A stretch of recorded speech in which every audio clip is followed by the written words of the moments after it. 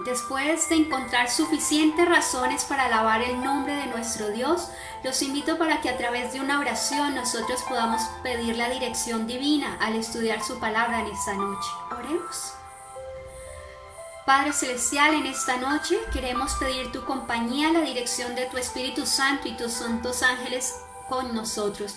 Permite que en cada uno de los hogares tu mano esté allí para suplir las necesidades, para sanar los corazones enfermos. Colocamos la situación de este mundo en tus manos, Señor. Tú estás al control de todo. Y por eso creemos, Señor, de que tuyo es la gloria, el poder por los siglos de los siglos. Al estudiar tu palabra, queremos invocar la presencia de tu Espíritu Santo en nuestras vidas. En el nombre de Jesús. Amén. Me imagino que el 31 de diciembre del año 2019, comenzando una nueva década y también un nuevo año, en medio de los familiares, de los vecinos y de los amigos, las cosas que se escuchaban eran de buenos deseos. Siempre por lo regular, en medio de esas situaciones nos deseamos lo mejor unos con otros, pero entonces queremos darle un vistazo a lo que ha sucedido en este nuevo año que ha comenzado, año en el cual llevamos 4 meses. Vamos a ver qué ha acontecido durante estos 4 meses. Recordémoslo. Australia en llamas. Estados Unidos ataca a Irán y mata a su máximo militar. El mundo está entonces en alerta. Fuertes inundaciones en Indonesia. Sismos devastadores en Puerto Rico por más de una semana, sin pausa. Irán toma represalia y envía misiles a bases norteamericanas y sus aliados. Un avión con casi 180 personas se estrella a pocos minutos de despegar. Y alerta roja en Alaska por erupción de un volcán, México. Queridos amigos y hermanos, creo que 4 meses es poco tiempo para todo lo que hemos visto hasta ahora. Y saben, no sé si usted cayó en cuenta, nos faltó mencionar algo importante, algo que estamos viviendo en este momento y tiene que ver con el coronavirus o el COVID-19. Y la pregunta es, ¿será esto el fin? Y yo quiero entonces contestarles a través de un escrito. Permítanme hacerlo a través del libro de Mateo, capítulo 24. Vamos a ubicarnos en ese capítulo tan conocido. Vamos a leer el versículo 3 hasta el versículo 8. Mientras Jesús estaba sentado en el monte de los olivos, los discípulos se le acercaron por separado y le preguntaron: Dinos, ¿cuándo sucederá todo esto y cuál será la señal de tu venida y del fin del mundo? ¿Notan ustedes aquí algo importante? Jesús estuvo en muchas ocasiones reunidos con una cantidad de personas, con multitudes. Tuvo auditorios de más de 4,000, de 5,000 personas. Y en este momento, en medio de este sermón profético, Jesús no deseó postergarlo para que toda esa muchedumbre lo escuchara. Jesús lo tuvo con los que eran sus discípulos en ese momento, porque Jesús sabía que esa era la necesidad que tenían sus discípulos en ese momento para su preparación. ¿Qué les contestó Jesús? Dice el versículo 4. Cuídense de que nadie los engañe. Eso quiere decir que a medida que avanza el fin del tiempo, nosotros, los que conocemos al Señor, corremos el peligro de ser engañados. El mismo Jesús lo dijo como una advertencia. Y la palabra de Dios también lo dice, de que si fuese posible, el enemigo de las almas engañaría aún a los mismos escogidos. Así que es menester de cada uno de nosotros de velar por nuestra salvación con temor y temblor. Versículo 5. Porque muchos vendrán en mi nombre y dirán: yo soy el Cristo, y engañarán a muchos.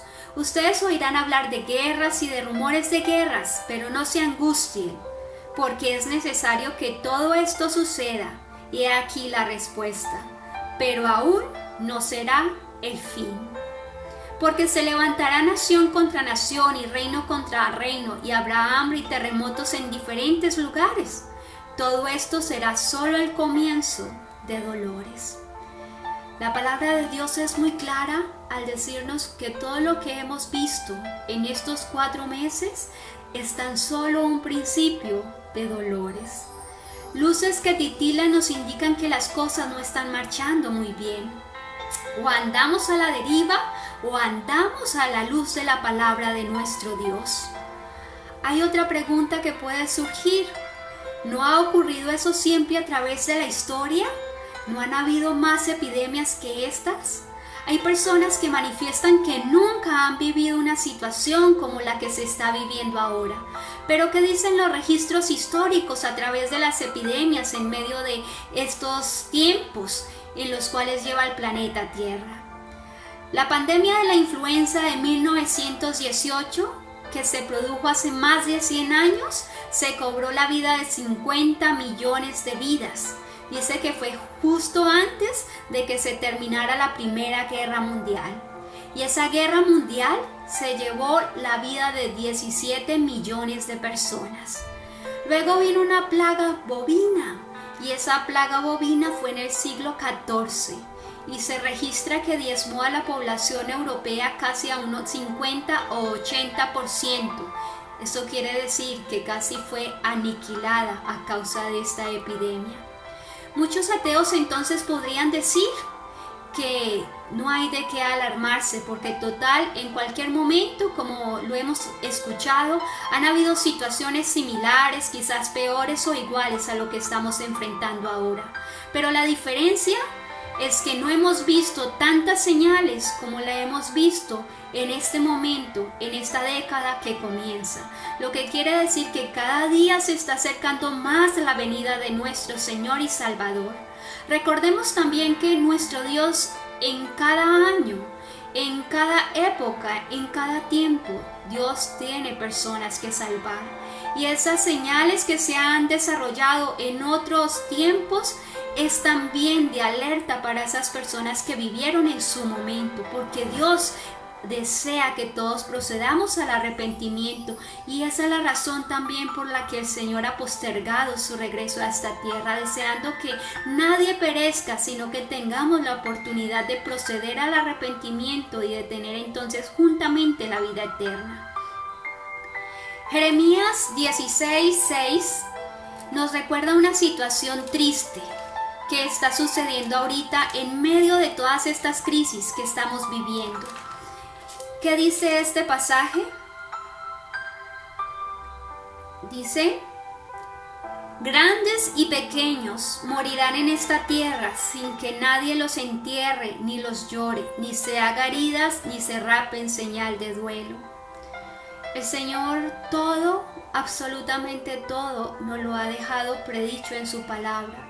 Es triste ver cómo familias no pueden darle una sepultura a sus seres queridos, desde los más pequeños a los de mayor edad. Allí el Señor nos había dicho que muchas personas no tendrían ni quien los llore ni quien los entierre. El Señor se ha encargado de que nosotros podamos, a través de su palabra, que es una luz, estar conscientes y enterados de todo lo que puede pasar en este mundo. Ese es un Dios en el cual nosotros podemos depositar entonces nuestra confianza. Ahora hay algo que también está llamando la atención en el mundo. El 14 de mayo se está convocando a todos los líderes mundiales a una unidad. ¿Tiene que ver algo la palabra del Señor? ¿Nos habrá mencionado algo con respecto a esta clase de unidad? ¿Saben? Hay una preocupación creciente en cuanto a cosas como la crisis ambiental, la contaminación, el calentamiento global. Y allí la Biblia menciona en Romanos 8:22 que la creación gime a una y aún está con dolores de parto hasta ahora. Pero sin embargo, en esta situación la palabra del Señor no nos ha dejado a oscuras. Apocalipsis nos habla de que se levantará oposición contra la ley de Dios y que todo girará en torno a la adoración. Satanás también busca nuestra adoración y se ha ingeniado todos los medios posibles para que nosotros definamos y muchas personas entonces le adoren a Él en vez de adorar al Creador. ¿Qué quiere decir entonces esto? De que Daniel ha mencionado con mucho tiempo anterior de que se levantará Miguel el gran príncipe que está de parte de los hijos de su pueblo, y vendrá un tiempo de angustia cual nunca ha habido ni lo habrá después. Pero dice que los que se encuentren con su nombre escrito en el libro de la vida, entonces conocerán a un Dios que libertará a su pueblo. Dios nos ha mencionado en Apocalipsis 12:17 que habrá un remanente que guardará los mandamientos de Dios y que tendrá el testimonio de Jesucristo. Aparte de eso, todo el hilo profético nos menciona de una unidad en contra de Dios y de su pueblo, como lo dice también el capítulo 13 del libro de Apocalipsis. ¿Cuál es el motivo de estas señales? ¿Saben? Dios tiene un motivo al mostrarnos todas las señales, y no es que nosotros nos aventuremos a colocar fechas o a postergar la venida del Señor. Lo más cierto que nosotros tenemos es que cada día que pasa, cada año que pasa, estamos más cerca del regreso del Señor. Es lo más cierto que nosotros tenemos, es lo más verdadero que nosotros podemos decir, de que el Señor está próximo. Pero hay personas en medio de nosotros que se toman libertades que no están concedidas por la palabra del Señor, ni por Dios mismo están entonces autorizados. Nadie está autorizado para colocarle fecha al regreso del Señor, ni aun las señales nos dan una indicación para decir esto. Quiero compartir con ustedes un pensamiento que se encuentra en Eventos de los Últimos Días, un libro que estamos también estudiando a las 6 de la mañana, y en el capítulo 3 dice algo interesante. Muchos de los que tomaron el nombre de adventistas han incurrido en el error de fijar fechas para la venida de Cristo. Lo han hecho repetidas veces, pero el resultado ha sido cada vez el alcance de los mortales y ha sido un fracaso. Aún los ángeles que ministran a los que han de ser herederos de la salvación no conocen ni el día ni la hora, porque Mateo 24:36 dice: empero el día y la hora nadie sabe, ni aun los ángeles de los cielos, sino solamente mi Padre. Usted, dice el libro, la inspiración divina, no podrá decir que Él, Jesús, vendrá dentro de 1, 2 o 5 años, ni tampoco tiene que postergar su venida diciendo que tal vez no ocurra por 10 o 20 años. Y continúa diciendo que la fijación de fechas conduce a la incredulidad. Por haber pasado repetidas veces la fecha fijada por algunos, el mundo se encuentra en un estado de incredulidad más decidida que antes con respecto al próximo advenimiento de Cristo. El mundo considera con disgusto el fracaso de los que fijaron fechas, y porque hubo hombres que se dejaron seducir de este modo, muchos se apartarán de la verdad presentada por la palabra de Dios, según la cual el fin de todas las cosas está cercano. En este momento, por las redes sociales están rodeándose de un montón de videos, de informaciones en las cuales nosotros tenemos que ser cuidadosos. Hay personas que pueden parecer de nosotros, que pueden tomar el nombre de adventistas y están diciendo que el Señor vendrá dentro de 7 años. Pero yo quiero compartir esta cita donde el Señor dice que nadie sabe, ni aun los ángeles estando cerca al trono de Dios saben el momento del día y la hora del regreso de nuestro Señor. Satanás tiene un objetivo con ello, y es que a medida que pase la fecha y no se cumpla, entonces el corazón del ser humano se torne más duro con relación al regreso de Cristo, y de esta manera se cree incredulidad. Si la razón que Dios nos dio de tener las señales no es que nosotros calculemos el tiempo de la venida del Señor, entonces ¿cuál es el verdadero sentido de las señales? ¿Cuál es el propósito que Dios tiene al habernos dado las señales? Vamos entonces a comprender este sentido, vamos a comprender esta razón de las señales a través de un escenario bíblico. Sé que muchos de ustedes han compartido en algunas bodas o han asistido a muchos matrimonios, y los términos y los comentarios que quedan en nuestra mente son: ¿qué tal estuvo el vestido de la novia? ¿El menú estuvo rico? ¿Qué cantidad de invitados subieron? ¿O si la pareja lució perfecta? ¿Saben? Estos son algunos de los detalles que quedan en nuestra mente después de haber ido a una boda. Juan nos recuerda un escenario donde Jesús también asistió a una boda. Pero en esa boda donde asistió Jesús con sus familiares y también con sus amigos, no se recuerdan estos detalles que nosotros recordamos. ¿Saben por qué? Porque sucedió algo especial. Sucedió como muchos lo conocemos, que en medio de esta boda, de este matrimonio, para los novios fue una situación muy difícil en la cual se vieron. Tal vez no presupuestaron la cantidad de personas que iban a asistir, o entre los cálculos que hicieron no vieron que de pronto necesitaran más de lo que ya tenían entonces allí. Y seguro a muchos de nosotros también nos ha pasado así, cuando hemos hecho algún preparativo para alguna fiesta, para alguna integración, que a veces presupuestamos y resulta que vinieron más personas de lo esperado. Tal vez eso pudo haber pasado allí. No conocemos la razón de por qué se acabó el vino, pero entonces María se acercó muy respetuosamente a Jesús y le informó acerca de la situación.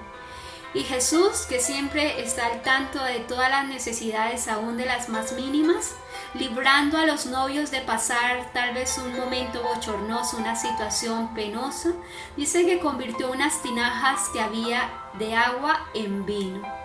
Y allí entonces sucedió su primer milagro. ¿Cómo es entonces que Jesús hace en ese lugar su primer milagro? Muchos pueden decir y preguntarse, Jesús pudo haber realizado un milagro mucho mayor, y más si era su primer milagro. Jesús pudo haber llamado la atención mejor resucitando a un muerto, o levantando a un paralítico, o dándole vida a un ciego. Pero Jesús decidió hacerlo de esa manera, convirtiendo un agua en vino. Esta situación y estas inquietudes que nos asaltan son muy comunes en nuestra vida. A veces nosotros solicitamos que seamos alimentados con comida sólida, que ya no queremos más sermones de leche, que ya queremos en la iglesia que se alimente con comida sólida. Pero ¿saben? Llegan las circunstancias en nuestra vida que no esperamos y nos damos cuenta que ni siquiera el alimento de leche, el alimento líquido, se ha digerido.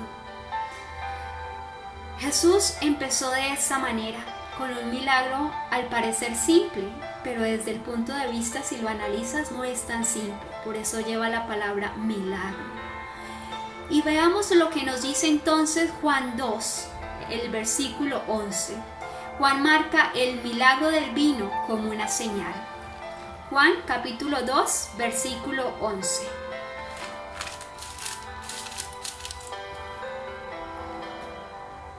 Este principio de señales hizo Jesús en Caná de Galilea.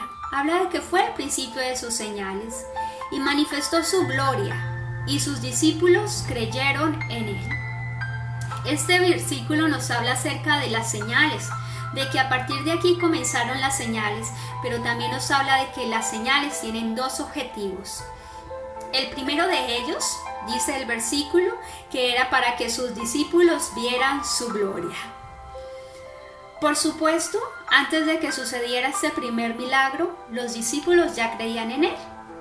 Por eso eran sus discípulos, porque habían creído en él.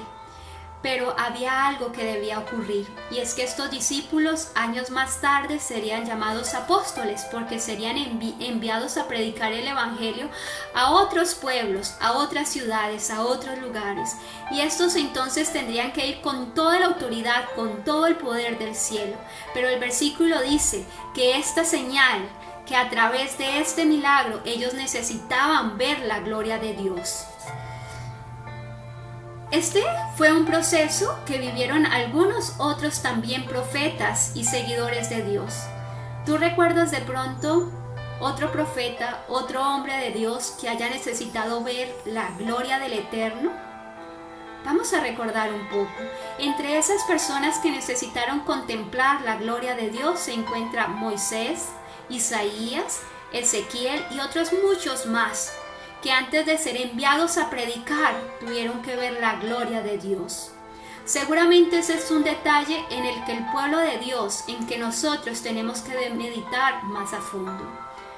Recordemos, el primer objetivo de las señales es ver la gloria de Dios. Y nosotros necesitamos, al igual que los discípulos, ver la gloria de Dios. Porque muchas veces nosotros salimos a servir a Dios sin ver la gloria de Dios. ¿Cómo saber si hemos salido a servir a Dios sin ver su gloria? Los momentos inesperados. Las circunstancias que no estaban calculadas, que no estaban previamente meditadas. Es allí donde nosotros nos damos cuenta si hemos visto o no hemos visto la gloria de Dios. Pero entonces tal vez te preguntes allí en casa, ¿y qué es la gloria de Dios? ¿Qué es lo que yo necesito ver que sea la gloria de Dios? La palabra gloria viene de un hebreo kabod y frecuentemente se relaciona a Dios, a su divinidad, a su poder y a su grandeza. Pero permitamos que la Biblia nos explique qué es la gloria de Dios a través de una situación como lo fue con Moisés. La Biblia en Éxodo 33:19 nos registra que Moisés rogó a Dios que le permitiera ver su gloria. Y es muy llamativa la situación que vivió Moisés, porque Dios colocó en el corazón que éste sintiera la gran necesidad de rogarle a Dios para él ver su gloria. ¿Qué hizo entonces nuestro Señor? Nuestro Señor preparó el escenario para que Moisés viera su gloria. En medio de la hendidura de una roca, allí fue depositado Moisés. Dice que de manera sagrada, él pudo ver la espalda de nuestro Dios. Pero ¿saben qué pasó al ver la gloria? Él no vio la espalda, él vio la gloria de Dios. ¿Y qué fue lo que entonces él pronunció una vez el Señor le permitió ver su gloria? Vamos a ver qué dice la Biblia en Éxodo 34, el versículo 6 y 7. Luego el Señor pasó delante de Moisés y proclamó: El Señor, Jehová, Jehová, Dios misericordioso y clemente, lento para la ira y grande en misericordia y verdad. Es misericordioso por 1000 generaciones, perdona la maldad, la rebelión y el pecado, pero de ningún modo declara inocente al malvado. Castiga la maldad de los padres sobre los hijos y en los hijos de los hijos hasta la 3ª y 4ª generación. Este pasaje y esta experiencia, este patriarca nos habla de que lo que Moisés vio al ver la gloria de Dios fue su carácter. Por eso él proclamó: Jehová, Jehová, grande y misericordioso, lento para la ira. La gloria de Dios es su carácter. Nosotros necesitamos contemplar a través de las señales el carácter de Dios. Muchas personas a través de las señales se cuestionan si existe un Dios. Se cuestionan cuál es el amor de ese Dios. Pero nosotros sabemos que a través de las señales el Señor tiene el control. El Señor está allí para darle bálsamo a cada corazón que sufre, a cada persona que está en las circunstancias por las cuales a veces se atraviesa. En medio de las señales Dios está allí porque no desea desampararla. ¿Saben? Ese carácter de Dios nos hace acercarnos a Él. Cuando nosotros determinamos que una persona es amable, cordial, respetuosa, sincera, humilde, nosotros tenemos ese agrado de podernos comunicar, estar cerca de esa persona, porque nos alegra y nos simpatiza estar cerca de esa persona. Pero cuando nosotros vemos el carácter de una persona que es orgullosa, impetuosa, que no es tolerante, nosotros no queremos estar cerca de esa persona. ¿Ves la importancia de Moisés al pedirle a Dios que le permitiera ver su gloria, ver su carácter? Porque eso le iba a ayudar a Moisés a estar cerca de él, a desear intimar con Dios, morar con Dios. La palabra del Señor también dice en 2 Corintios capítulo 3 versículo 18 de que una de las necesidades de contemplar la gloria de Dios es que somos transformados por medio de ella, transformados de gloria en gloria a su imagen, dice el versículo. Querido amigo, las señales nos muestran a un Dios lento en misericordia, deseando que nosotros podamos comprender cada advertencia en medio de cada tiempo y recurrir al arrepentimiento y buscar a nuestro Dios como medio de salvación. Ese es un Dios grande y misericordioso. El segundo objetivo de las señales, aparte de ver su gloria, el versículo que leímos al principio nos lo dice. Dice que el motivo era que sus discípulos vieran la señal, vieran su gloria y como resultado creyeran en él. Veamos entonces lo que dice Juan 20:31. Vamos al libro de Juan. Pero estas cosas se han escrito para que ustedes crean que Jesús es el Cristo. ¿Cuál es el deseo de Cristo Jesús nuestro Salvador? De que al ver todo lo que está escrito, nosotros podamos entonces creer en Él. Y sigue diciendo el versículo, y para que al creer tengamos vida en su nombre. Qué maravilloso es Dios, que no nos ha dejado en oscuridad. Qué maravilloso es Dios, que tuvo un propósito con cada una de las señales que nosotros hemos podido contemplar y que contemplaremos. Es que nosotros recordemos, primero veamos su gloria, porque necesitamos ser hechos a su imagen, necesitamos entonces tener su carácter, ser imitadores de Él. Cuanto más tiempo pasamos con Cristo, más semejantes seremos a Él. En su carácter, nosotros deseamos entonces tener el sello de la aprobación para morar con Él en el reino de los cielos. Y el segundo propósito, querido amigo y querido hermano, es que nosotros podamos creer en Él, porque cuando creemos en que Dios lo que dice lo cumple, eso nos genera confianza y aumenta nuestra fe. Necesitamos creer en Dios y al contemplar entonces que este libro sagrado con tantos años de anticipación nos ha revelado el futuro, nos hace confiar en ese Dios y nos hace depositar nuestra credibilidad en ese Salvador.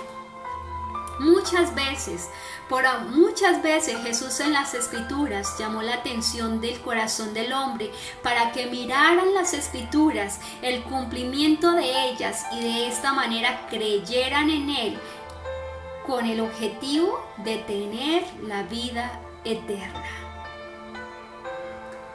A veces le llamamos la atención a nuestros amigos de que las señales se están cumpliendo. Pero saben, no es solo ver que las señales se están cumpliendo. Esas señales tienen que permitir al corazón del creyente a través del poder del Espíritu Santo ser transformado. Desear morar con Cristo en ese pronto regreso que cada día está más cerca. Cuando la fe vuelve a ser un asunto de vida o muerte, ¿cómo estamos nosotros? Los discípulos tenían que enfrentarse a situaciones muy tristes y desalentadoras. Cuando el Señor Jesucristo marchó de la tierra, cuando no estuvo de forma física, los discípulos se sintieron solos. Pero después de este momento vivieron situaciones de bastante fe. Necesitaron fortaleza. ¿Comprenden ustedes? ¿Comprendemos nosotros todos por qué es necesario entonces que nosotros podamos ver la gloria de Dios y creer en Él? Porque vendrán momentos decisivos. Los discípulos vivieron sus momentos decisivos. Unos se apartaron y otros permanecieron. Nosotros también, igual que ellos, viviremos momentos decisivos. Entonces allí el trigo se separará de la cizaña y allí entonces se juntará ese remanente que esperará al pueblo de Dios. ¿Qué hará usted en su caso personal? Si la palabra de Dios le revela alguna verdad que le cause inconveniente, o sea, embarazosa, o que tenga un costo personal o económico, ¿usted qué hará? ¿Cuál será su reacción? ¿Rechazará la verdad de Dios porque afecta su vida personal?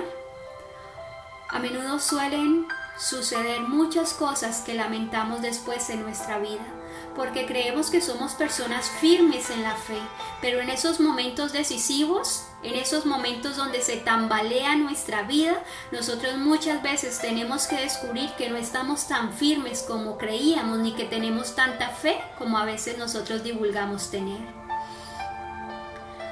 Juan 16:33 menciona: yo he dicho estas cosas para que en mí hallen paz. En este mundo afrontarán aflicciones, dice el Señor, pero anímense, yo he vencido al mundo.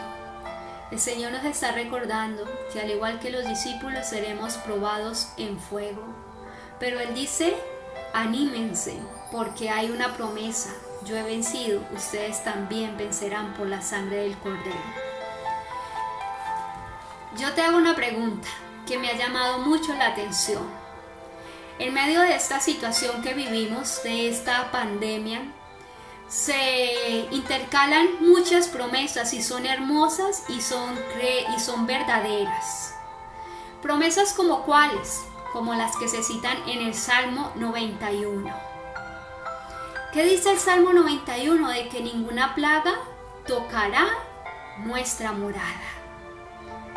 ¿Te has preguntado entonces qué ha pasado con los adventistas que han sido tocados con el coronavirus, con el COVID-19? Si tú estás divulgando que ninguna plaga tocará la morada a los hijos de Dios, ¿será que ellos no estaban fieles? ¿Será que ellos no eran verdaderos hijos de Dios o les faltó fe? ¿Saben? Nosotros tenemos que ser muy cuidadosos porque las promesas de Dios juegan un papel muy importante con nuestra fe.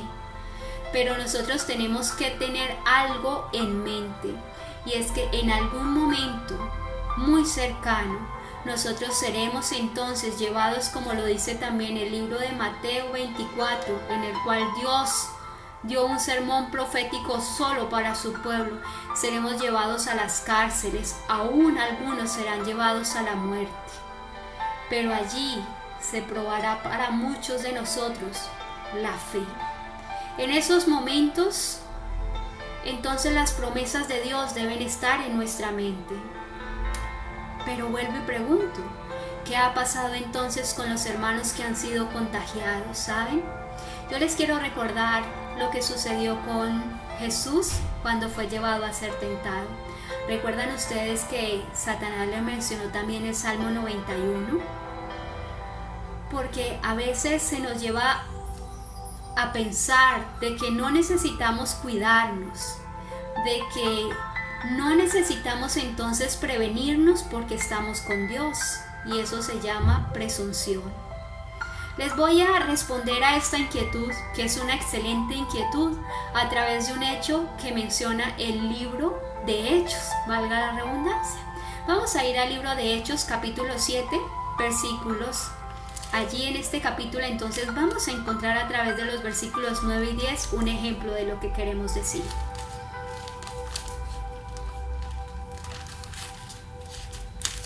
Y está hablando allí de José. Hechos capítulo 7, versículos 9 y 10.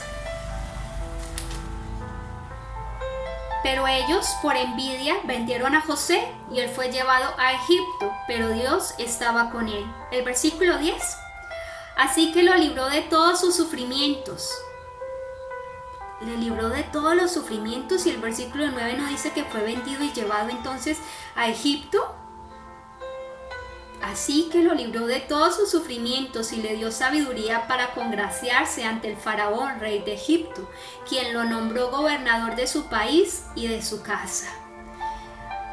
Cuando Dios utiliza la palabra librará, y Dios nos librará, nosotros entonces tenemos que comprender muy bien qué es lo que quiere decir Dios con esto. Es imposible que mientras vivamos en esta tierra, a los hijos de Dios no nos sucedan cosas malas. El solo hecho de que ya exista el pecado, eso afecta nuestras vidas de alguna manera, en el plano económico, en el plano familiar, en el plano sentimental, un accidente, qué sé yo. En algún momento de la vida los hijos de Dios tienen que enfrentar alguna situación que se sale de la mano y que nos trae tristeza. Esta situación y esta palabra de librar dice que se aplicó en su momento a José. Dios le libró de todas sus tribulaciones y sin embargo el patriarca tuvo que pasar por muchos valles de sombra y de muerte. Dios no le evitó la prueba, pero le rescató de ella. Así que la fe no garantiza la ausencia de la prueba, pero sí la victoria sobre la prueba. El apóstol Pablo desarrolla esa idea de forma majestuosa en el cántico que hace en Romanos 8. Y allí menciona que todas las cosas, todas las pruebas nos ayudan a ser más que vencedores. Sin duda algunos hermanos pasaron y están pasando por esa situación triste de esta epidemia, que debe ser muy doloroso, pero yo sé que ellos no están solos. Yo sé que ellos no están sufriendo solos. Yo sé que ellos están amparados con Dios. Y Dios puede librarlos y puede sanarlos, pero también Dios puede alentar el corazón de esa persona con la esperanza de un mundo mejor. Nosotros debemos tener en nuestra mente la certeza de que el pueblo de Dios no será tocado con ninguna de las 7 plagas que serán derramadas sobre la tierra. Pero mientras llegue ese momento, mientras llegue el derramamiento de las 7 plagas en las cuales el pueblo de Dios pasará sin ser tocado, nosotros tenemos que sufrir a veces algunas circunstancias. Dios obra de una manera extraña, como lo leíamos y los estudiábamos hace días, porque Dios desea también guardar a algunos fieles. Pero en medio de las circunstancias con que pasó José, la Biblia dice que Dios lo libró y él sufrió, pero dice que fue librado, porque Dios nos libra. Dios nos libra. En medio de la prueba, Dios nos libra. ¿Cuántas veces Dios nos ha librado de cosas peores? ¿O qué es lo peor? Lo más peor que le puede pasar al ser humano es perder su alma. Y Dios puede que nos pase una enfermedad, pero no vamos a perder nuestra alma porque Dios nos ha dado la esperanza de estar con Él. ¿Por qué menciono esto, querido amigo y querido hermano? Porque el enemigo, al igual que con Jesús allí en el desierto, quería a través de esta promesa hacerle tambalear su fe. Satanás se la recordó con un propósito y nos la recuerda hoy con un propósito. ¿Qué tal que nosotros fuéramos tocados? ¿Cuestionaríamos a Dios por eso? ¿Porque existe la promesa? Tenemos que acordarnos también del Salmo 23, que nos habla de una realidad y también de una promesa. Él dice que aunque pasemos por el valle de la sombra o de la muerte, Él estará con nosotros y que su vara y su cayado nos infundirán aliento. Vivimos en momentos decisivos. Vivimos en momentos donde seremos probados al máximo. Estamos en las señales del tiempo del fin.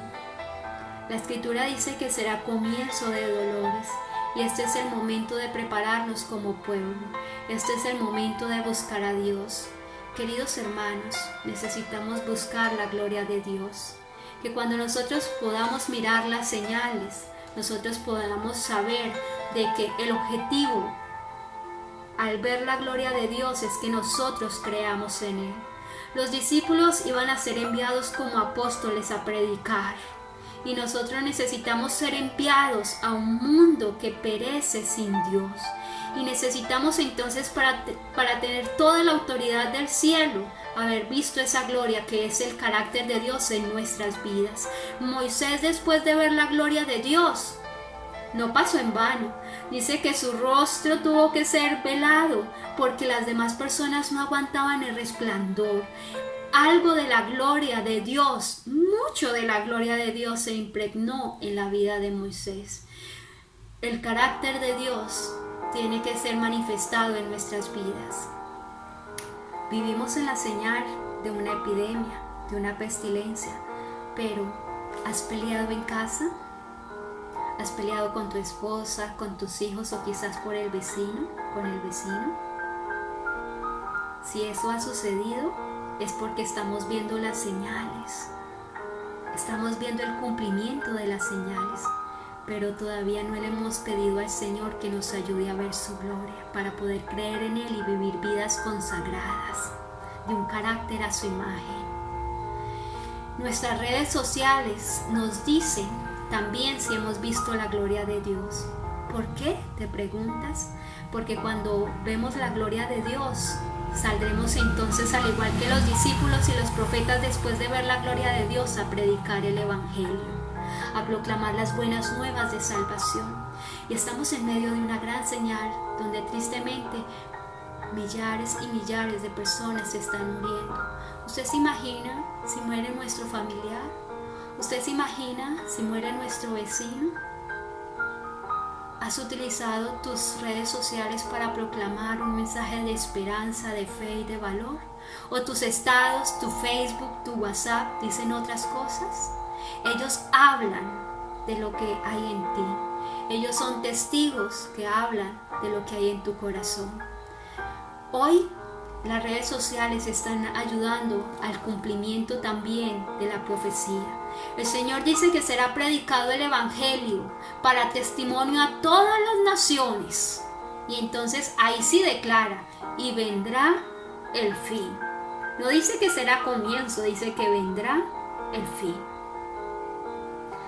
Así que si tú no has notado nada diferente en este momento, si no has orado a Dios para que te dé un plan de cómo proclamar el Evangelio, de cómo predicarle a las personas cercanas y a los que conoces a la distancia, es porque tú y yo necesitamos pedirle a Dios su gloria, para creer en Él y para creer en la vida eterna que Él nos ha prometido después del cumplimiento de todas las señales. Mis amigos y hermanos, el deseo de este tema en esta noche es que nosotros podamos entonces analizarnos a la luz de la palabra,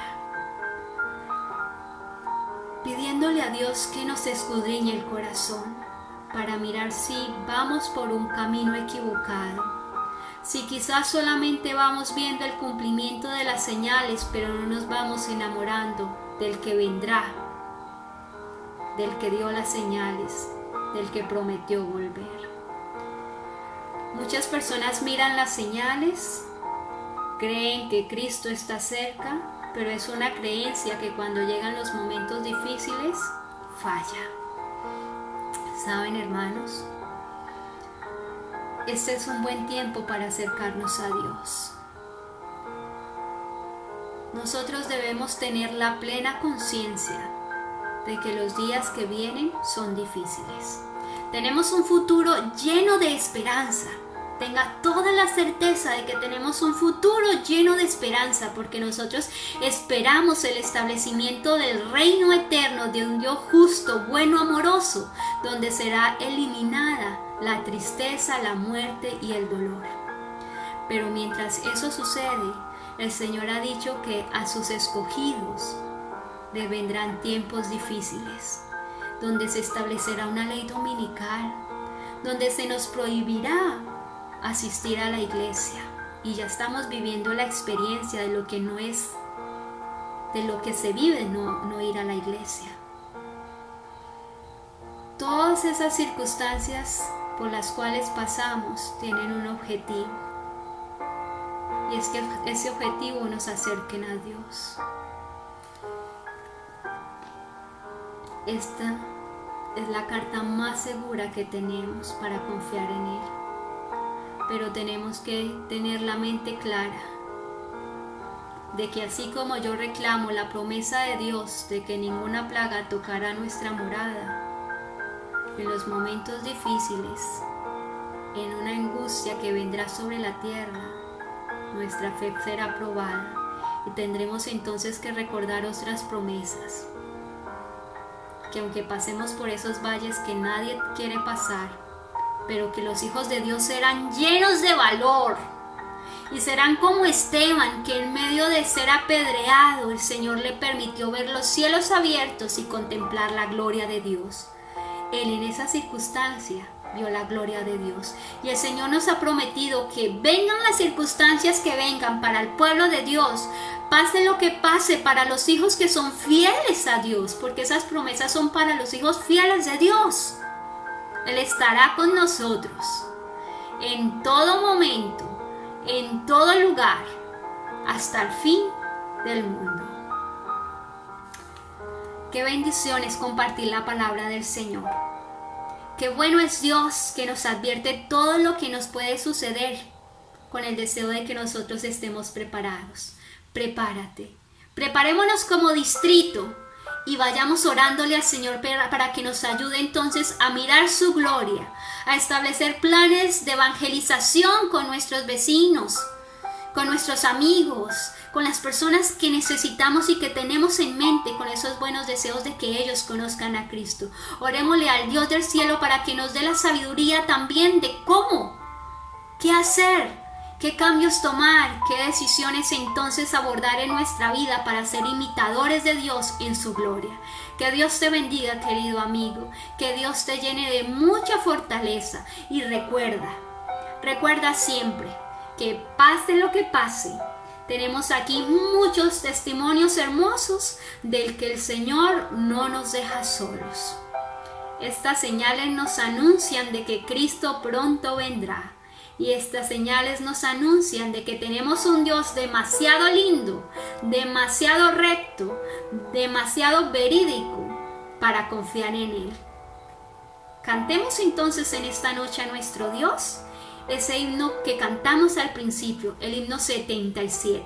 Sea exaltado.